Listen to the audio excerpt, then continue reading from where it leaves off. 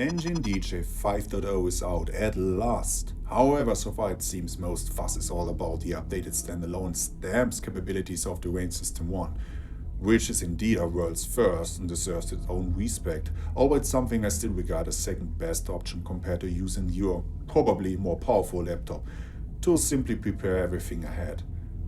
And also there's still a whole pack of other engine DJ driven gear around in the wild, and some users have been questioning if they remain stuck on an older software version, with, well, in this case 4.3.4, which was published last summer.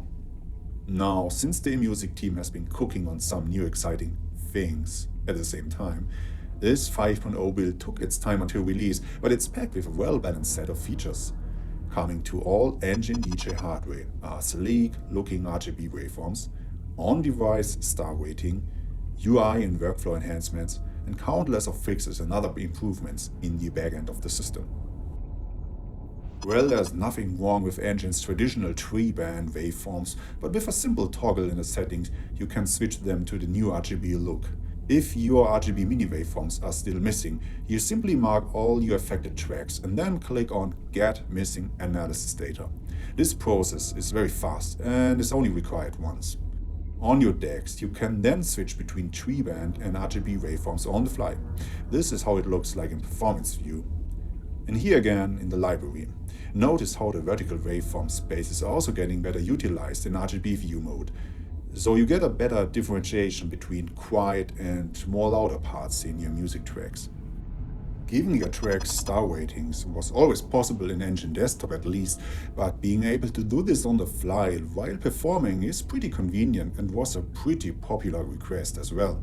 When you now press on a track title or artwork in Performance View, you will see this new overlay with an extra spacious area for displaying entire essays in your comment field, but most importantly, to allow you changing the star rating easily. Several more changes have been applied to various parts of Engine OS, like here in the main menu with now more polished looking buttons, and added quick access for computer mode and toggling your day mode, certainly very convenient to have. The old source screen also has been heavily reworked and now lists all active and secondary connect options, including your drives, streaming services, and the other content like your sampler.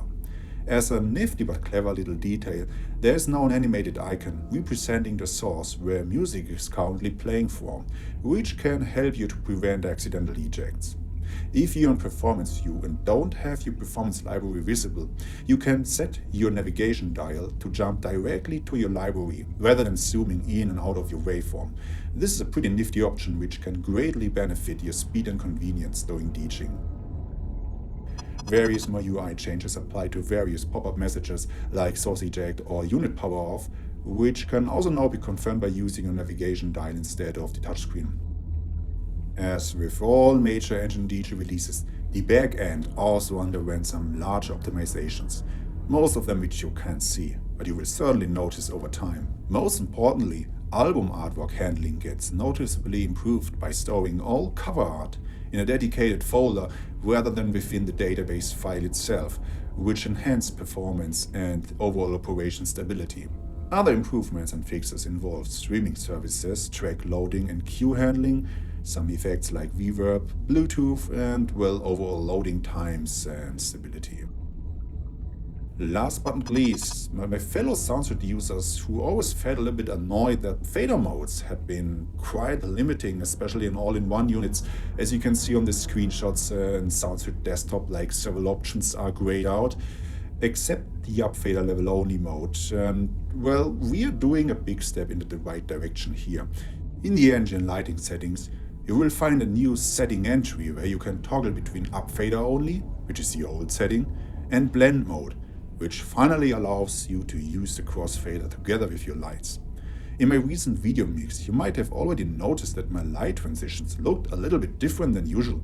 Instead of a hard change from one outer loop Arca light sequence to another one, engine lighting now blends both output values together.